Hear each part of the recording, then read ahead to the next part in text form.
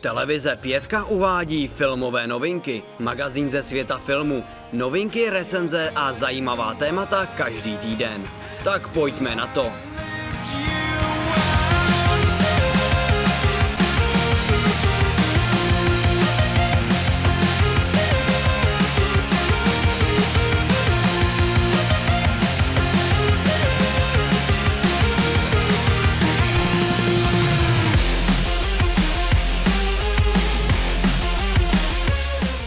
Dnes uvidíte.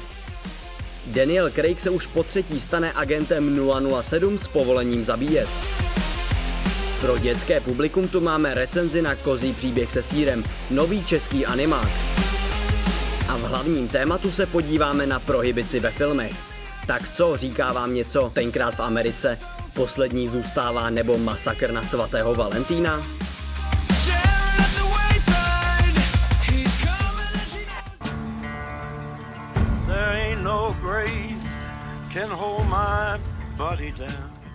Blížící se premiéra Tarantinova filmu Nespoutaný Django slibuje zábavu utrženou ze řetězu. O tu se postará ústřední hrdina otrok Django v podání Jamieho Foxe, kterého souhra náhod přivede k nájemnému lovci lidí doktoru Schultzovi. Ten zuřivě pátrá po vraždících bratrech Britlových a jen Django mu může s tímto špinavým kšeftem pomoci. Celý děj dotváří atmosféra doby před americkou občanskou válkou. How do you like the bounty hunting business?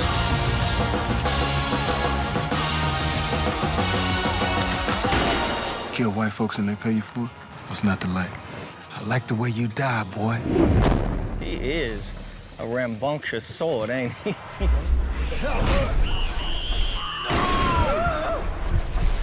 The FBI has some questions for you. You ever seen this man? His name is Luke Devereaux. His prints were all over the crime scene. Nový akčňák Universal Soldier A New Dimension přinese další testosteronovou řežbu. Hlavní hrdina John se po probuzení z komatu rozpomíná, že jeho žena i dcera byly zabity při brutální domácí přepadovce. Scott Adkins v roli Johna se logicky rozhodne popravit jejich vraha. A tím není nikdo jiný než nemilosrdný Jean-Claude Van Damme. Že by jim vyřizování účtu v Expendables nestačilo? Find you first.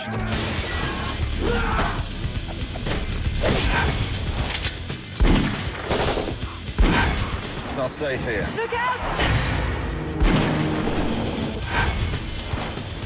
I didn't kill him. Luke Devereaux did.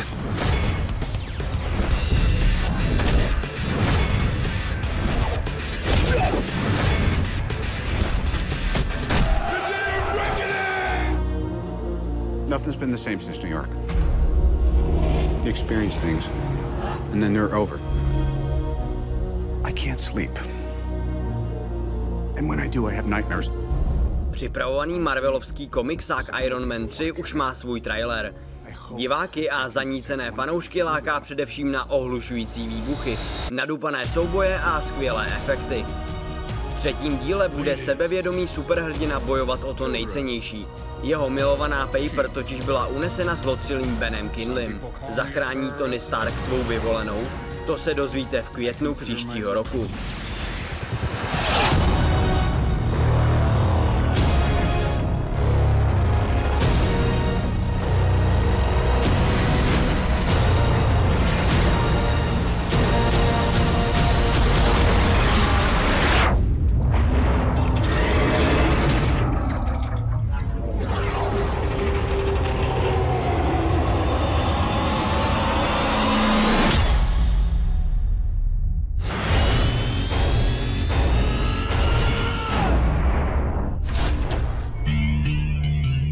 Marvel silami skutečně nešetří a vedle Ironmana 3 a dalšího Thora oznámil natáčení nového Kapitána Ameriky.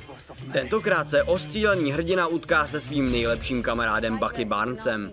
Ten přežije smrtící pád do hlubin, aby ho posléze našli Rusové, vymyli mu mozek a přetvořili ho v nájemného zabijáka. Fanoušci se mohou opět těšit na Chrise Evanse v hlavní roli a krásnou Scarlett Johansson. Captain, we are much alike. I don't know if I can do this. You won't be alone.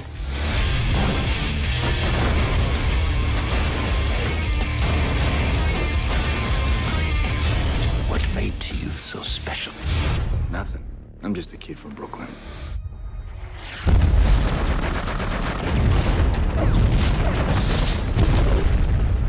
Jeden z největších režisérů a tvůrce mnoha slavných blockbusterů, Steven Spielberg, zanevřel na akční filmy.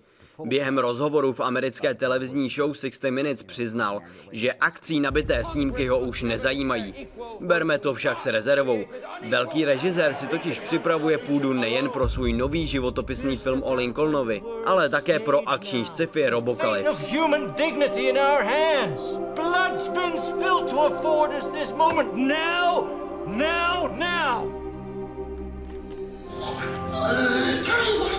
Trying to get back into the head of Gollum. I don't know if I ever told this, but it felt like Slavný ušišlaný Glum ze série Pán prstenů bude režírovat svůj film. Glumův představitel Andy Serkis se rozhodl sfilmovat adaptaci legendární knihy Farma zvířat od George Orwella.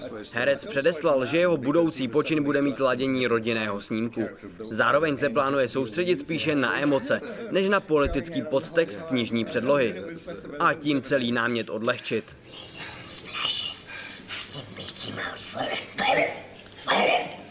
Yeah. What do you say about a man like that? 3 months ago, you lost the drive containing the identity of every agent embedded in terrorist organizations across the globe. A je to tady. Do kin dorazila očekávaná bondovka Skyfall, která dělá tlustou čáru za starým pojetím agenta 007. Do minulosti ale stejně zabrousíme. Prohřešky z mládí budou tentokrát pronásledovat šéfovou MI6, M.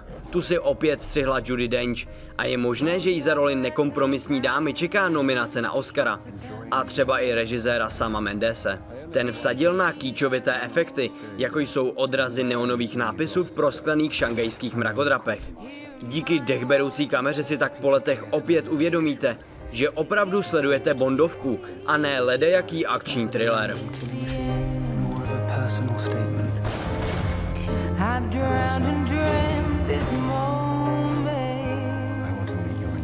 Daniel Craig sice zvládl svou roli výborně, ale samotná postava už nepůsobí jako ten sebejistý agent s povolením zabíjet. Je to snad poprvé, co si slavnému Bondovi někdo dovolil navrhnout agentský důchod. A ano, dotyčný to přežil.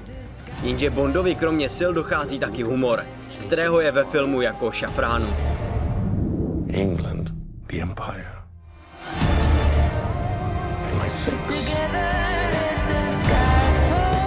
Tentokrát se budeme muset obejít bez úžasných technických vychytávek, které by 007 mohl během filmu okázale roztřískat. Od nového Q vyfasuje jenom speciální pistoli a na bondovské poměry obří vysílač polohy o velikosti půl balíčku žvíkaček, na který všichni zírají jako na zjevení.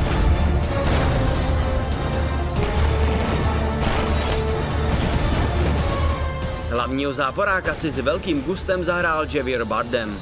Jehož nechutný zubní výjev vám bude nahánět hrůzu ještě dlouho po skončení filmu. Skyfall je zkrátka důkazem, že bondovky mají stále co nabídnout.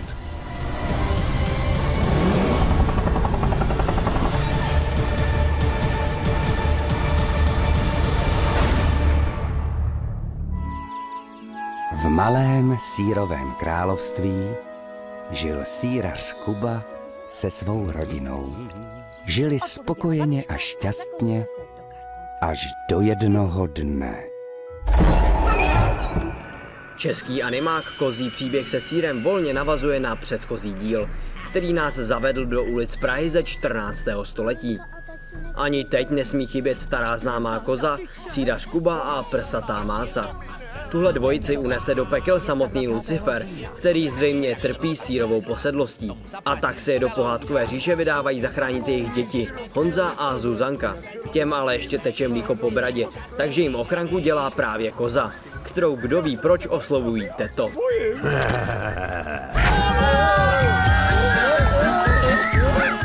Kozu namluvil Jiří Lábus, který si dal na dabingu hodně záležet, stejně jako jeho kolegové. Jenže Lábus používá pořád ten samý hlas, takže stačí na chvíli zavřít oči a uslyšíte Marge Simpsonovou jak vyšitou. Tahle Marge, tedy koza, Sice zrovna nehláškuje jako o život, ale dokáže být stejně od rány jako její modrovlasá kolegyně. Upadla ti ruka? Jdu na záchod! Animace je ve srovnání s prvním dílem o poznání lepší, ale žádný Hollywood ještě pořád nečekejte. Všechno je to veselé barevňoučké a určené dětem, čemuž odpovídají i infantilní hlášky nebo popěvky typu kupředu levá, nám čerti neva. Postavy působí, jako když je vodí loutkaři, kteří si předtím pustili všechny díly Shreka a ne ho dostat z hlavy. Třeba taková trojice dlouhý, široký a bystrozraký se snaží mluvit strašně zábavně, což jim občas vychází, ale někdy máte chuť za ty trapné vtípky nafackovat. Takže není divu, že bystrozrakého hláška, jak já to vidím, se stává vrcholem trapnosti. Segra, honem, ať to stihnem! Kozo! Cíku, počkej! Teto, rychle! Kozí příběh se sýrem. Mole. Teď je to normální dvojka, Segra. A není. Tak dost. To jste sourozenci. New details today in the grisly murders of a local family found earlier this week. I didn't want to move here. We couldn't afford to live in the old house anymore. Plus, the new story I'm writing is here. Is the story a good one this time? Po nedávno uvedeném Paranormal Activity 4 míří do kin další horor z americké produkce. Pokud ale čekáte, že tentokrát budou po stěnách kinosálu stříkat hektolitry kečupu, tedy krve, tak vás musíme zklamat. Tenhle film se totiž zakládá na nečekaných lekačkách. V hlavní roli se představil Ethan Hawke jako autor detektivek Ellison. Toho zaujme příběh děsivého vyvraždění 4 členů rodiny. Navíc nejmladší dcera se stále pohřešuje. Když v domě této rodiny najde staré záběry, které zachycují daleko větší hrůzy, než jenom rodinné oslavy u vánočního stromečku, rozhodne se téhle záhadě přijít na kloup. První polovina filmu se trochu vleče, jak nás tvůrci zdlouhavě uvádí do situace. Celou dobu navíc o tomhle démonovi jen tušíte, ale přitom ho ani nezahlédnete. Pokud si ale počkáte, pravé napětí podpořené skvělou hudbou vygraduje v druhé části. Sinister je jedním z těch filmů, které člověka ohromí a zároveň dost nechutí. A to nejen pár drsnými výjevy, ale občas i samotnou hloupostí scénáře. Tahle vraždící příšera totiž patří mezi ty, které se rády pohybují v přítmí a masochistického Ellisona nenapadne nic jiného, než se pěkně promenádovat po ulici uprostřed noci. Když už na něj po několikáté něco bafne, raději byste zakřičeli, tak si proboha rozsviť to zatracený světlo. Nebo vzkázali režiséru Scottu Derricksonovi, aby konečně přišel s něčím originálnějším.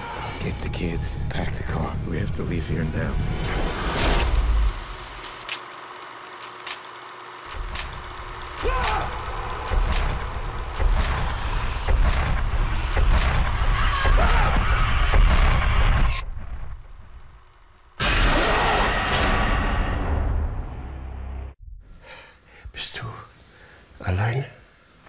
Und du? Hast du was ausgefressen?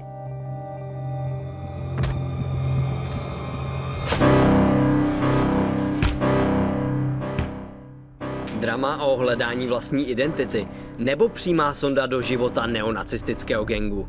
Německý film Bojovnice od Davida Vnenta je tak trochu oboje. Mladý filmař však klíčové téma pojal příliš složitě a doplatil na to. Hlavní hrdinkou je 20letá Marisa, která ze všeho nejvíc nenávidí cizince.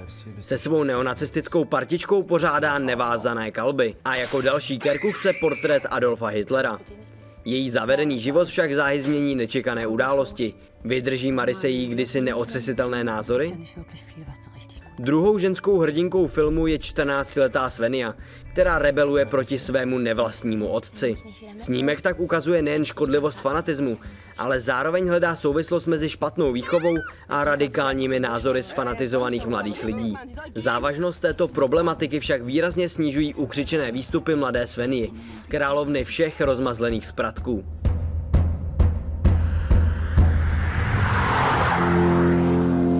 Téma neonacismu spojeného s problémy dospívání má tu výhodu, že není moc ohrané. Charaktery jsou děsně realistické, stejně jako četné drsné scény. Příběh by byl snadno uvěřitelný, jen kdyby nezakopával o nápadné logické kiksy. Melodramatická zápletka, kdy Marisa postupně měkne a mění své názory, je pak jedno velké klišé. Ač měl mladý filmař pěkně našlápnuto, v cílové rovince mu to ošklivě uklouzlo a na slibném námětu si vylámal zuby. Alles wird sich ändern.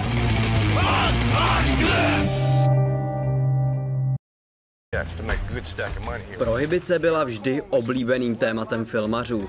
Distribuce nelegálního alkoholu, sílící vliv mafie a rostoucí kriminalita. To je ideální kulisou pro filmové příběhy.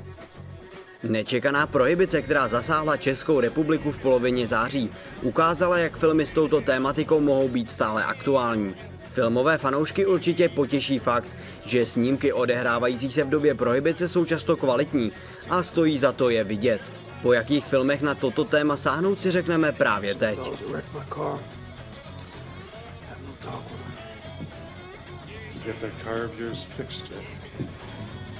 Oblíbeným, byť některými diváky podceňovaným filmem je Poslední zůstává s Brucem Willisem. Příběh pojednává o záhadném pistolníkovi, který přijíždí do malého městečka, kdesi v Texasu. To je ochromené válkou dvou nepřátelských gangů, které pašují alkohol z Mexika do Ameriky. A Willisovo vložení do sporu celý problém ještě víc zamotá. Osamělý hlavní hrdina, tajemná kráska a předvídatelný brakový děj dělá z filmu spíše western než klasickou gangsterku. A není se čemu divit, snímek je remakem spaghetti westernu pro hrst dolarů od Sergia Leoneho s Clintem Eastwoodem v hlavní roli.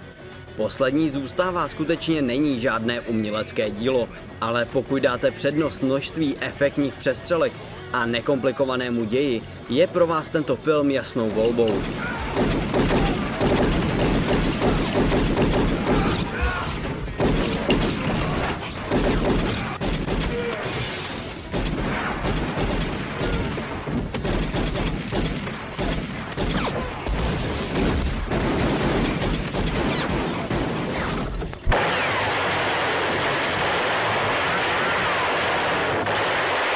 Starring Jason Robards, unforgettable as Al Capone. Tak trochu westernové pojetí má i syrový snímek Masakr na svatého Valentína. Název odkazuje na skutečnou událost, kdy na Valentína 1929 v jedné chicagské garáži gangstři známého mafiána Al Caponeho zmasakrovali v přestrojení za policisty jiné konkurenční gangstry. A o válce gangů, která následně pohltila Chicago, vypráví právě tento film. Pozitivem jsou kromě skvělého Jasona Robartse jako cholerického Al Caponeho i divoké přestřelky.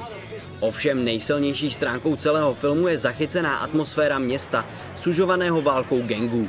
Potemnělé ulice, ponuré bary, všudy přítomní gangstři a citelný strach vykreslují Chicago v době prohibice jako velmi smutné město, jež se ocitlo ve válečné zóně. Jestli si chcete udělat představu, jak to přibližně vypadalo v Chicagu v éře prohibice, jednoznačně zvolte Masakr na svatého Valentína. 21,000 speakeasies, 618 murders, wild platinum parties.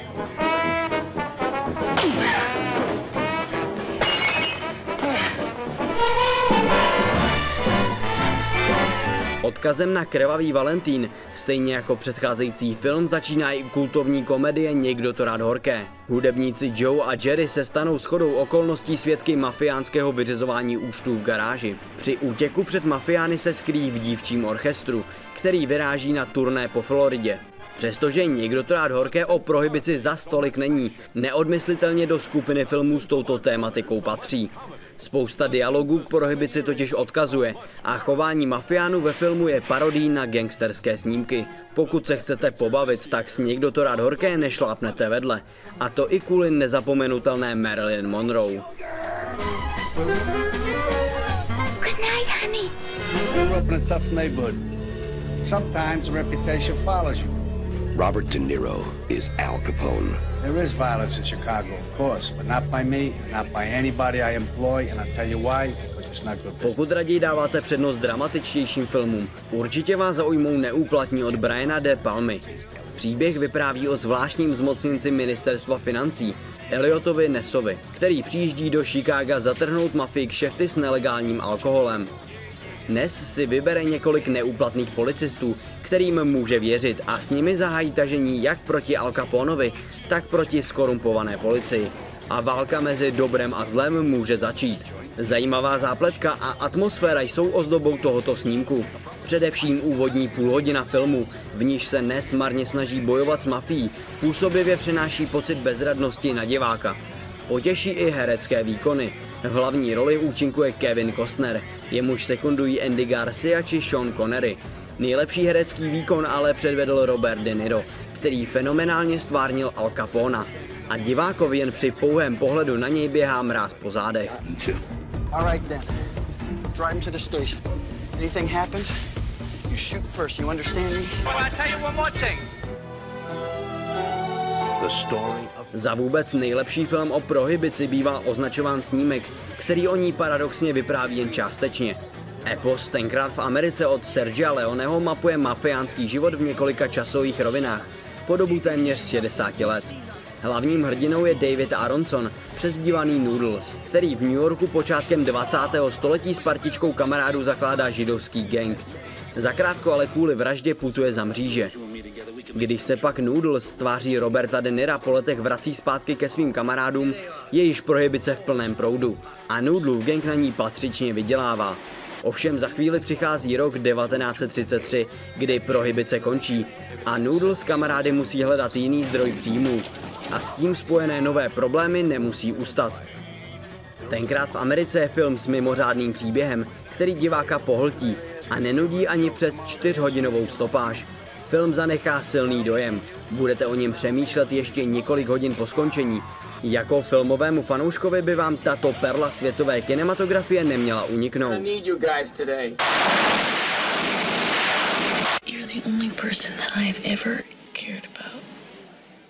Maybe Sharky was right. Your file shows no kills, Bond. Daniel Craig, šestý představitel Jamese Bonda, se divákům jeví jako pořádný drsňák. Ale opak je pravdou. Volný čas tráví rád v přírodě, jezdí na koni nebo vaří. Letos trhl do kin jako agent 007 již po třetí a sám přiznal, že ho titulní píseň k Bondovce Skyfall rozplakala.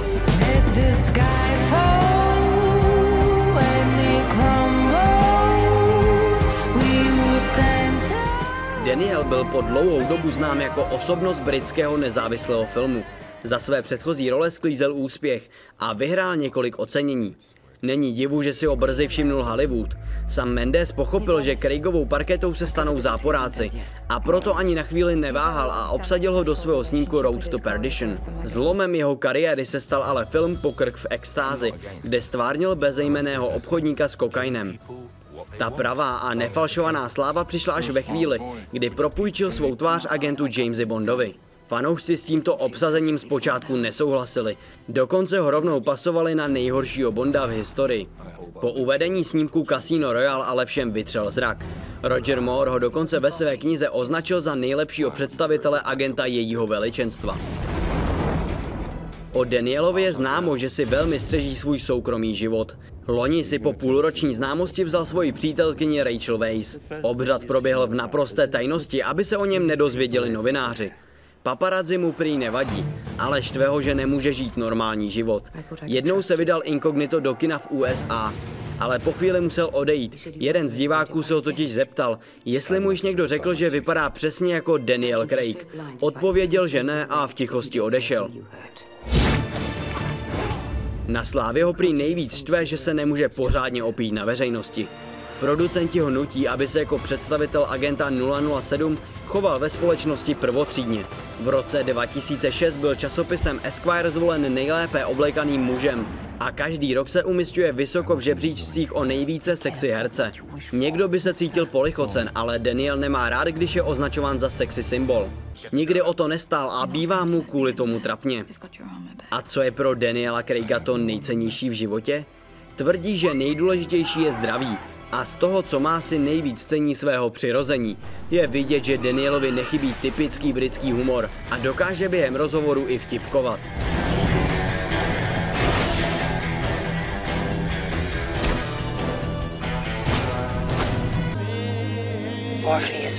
Rok 1999 se zapsal do historie kinematografie především kultovním snímkem Matrix. Sci-fi thriller režisérů Lenny a Andyho Wachowských získal 4 Oscary. Za nejlepší zvuk, střih zvukových efektů a především za přelomové vizuální efekty. Hlavní hrdina, počítačový expert a hacker Neo, se zaplete s tajemnou kočkou v latexovém oblečku Trinity a podivným týpkem v koženém kabátě a stylových slunečních brýlích Morphem. A ti mu otevřou oči. Svět, v němž žije pouze počítačovou simulací, virtuální realitou, kterou v budoucnosti vytvořili stroje, aby si zotročili lidi. Trinity a Morpheus nabídnou Neovi možnost utéct z virtuální reality do skutečného světa. Temná budoucnost bez slunečního světla, v němž zbytky lidí bojují proti utlačovatelským strojům, se stane Neovým novým domovem. V čem je snímek tak revoluční a stylový? Právě Neo je totiž vyvolený, prorokovaný spasitel, který umí Matrix, virtuální realitu, měnit a ovlivňovat. V níž dovede téměř cokoliv. Bojuje s obávanými agenty, uhýbá kulkám, kung fu umí líp než Jet Li a navíc nosí stylové hadry. Přičtete-li k tomu perfektní hudbu a fakt, že se v Matrixu hojně a efektně využívá slow motion, čekejte nabitou a chytrou sci-fi řežbu, která vás chytí od první do poslední minuty a po níž si nebudete jisti, zda je realita skutečná. V roce 2003 se Matrix dočkal ještě 2. a 3. dílu, které navazují na úspěch prvního. Utvářejí tak celistvou a dechberoucí trilogii, která by žádnému fanouškovi žánru ani kvalitních filmů rozhodně neměla uniknout. Pro dnešek je to už vše. Doufáme, že se vám dnešní díl líbil a těšíme se na vás zase za týden.